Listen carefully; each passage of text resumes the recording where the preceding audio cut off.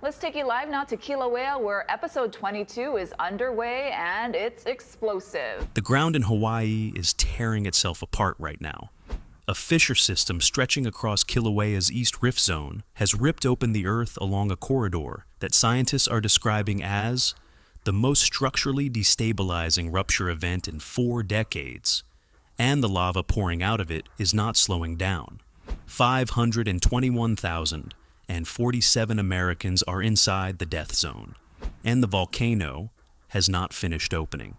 Hi, my name is Daniel, and this is Natural Disasters. If you are new here, welcome. You picked a genuinely terrifying day to show up. Mostly worse. What just happened?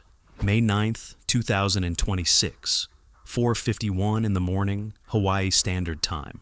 A magnitude 4.7 earthquake registers on seismic instruments at the Hawaiian Volcano Observatory in Hilo.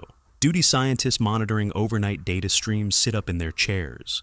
The reading is not unusual on its own. Kilauea generates hundreds of small earthquakes every single week. This is not a surprise. This is background noise on a volcano that never fully sleeps. What comes next is the surprise. Within 11 minutes of the initial tremor, ground deformation sensors along the lower East Rift Zone detect simultaneous movement at 4 separate monitoring stations.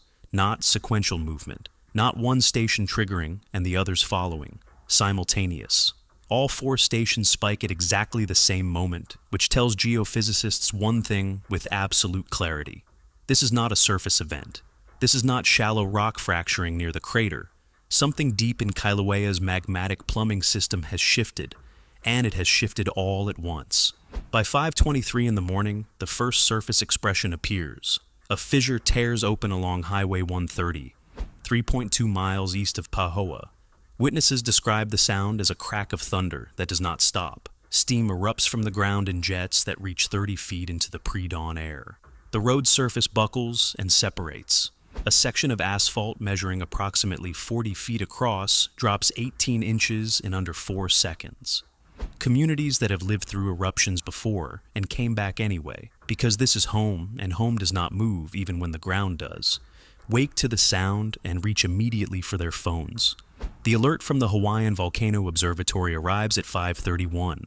Eruption confirmed. Fissure activity in progress. Evacuate immediately.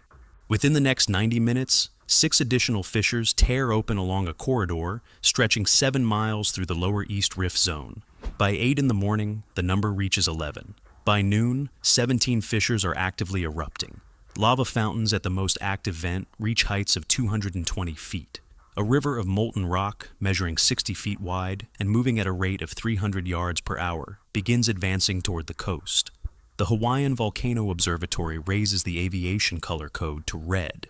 The ground alert level reaches warning, the highest classification in the system. 521,047 Americans are now inside the formal hazard zone, and it is not yet noon on day 1. The numbers that are breaking science. Let's talk about the numbers coming out of Kilauea right now, because some of them are genuinely difficult to process. Sulfur dioxide emissions from the active fissure system measured at the vent complex this morning reached 95,000 metric tons per day. To put that in context, during the 2018 Lower East Rift Zone eruption, which was at that time considered the most significant eruption event in Kilauea's modern history, peak sulfur dioxide emissions reached around 30,000 metric tons per day. The current readings are more than 3 times that figure. Scientists at the Hawaiian Volcano Observatory are describing the emission rate as, and I am quoting directly here, far outside the range of anything in our observational database for this volcano. That is the kind of sentence that should make everyone very uncomfortable. Ground deformation data tells an equally alarming story. GPS monitoring stations on Kilauea's south flank have recorded 63 centimeters of horizontal displacement in the last 72 hours.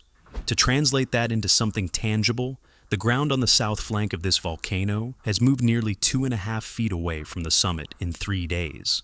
The movement is not random, it is directional, and the direction it is pointing is directly toward the ocean. Seismic swarms beneath the East Rift Zone have produced over 4,000 detectable earthquakes in the last 48 hours. The majority of these are micro tremors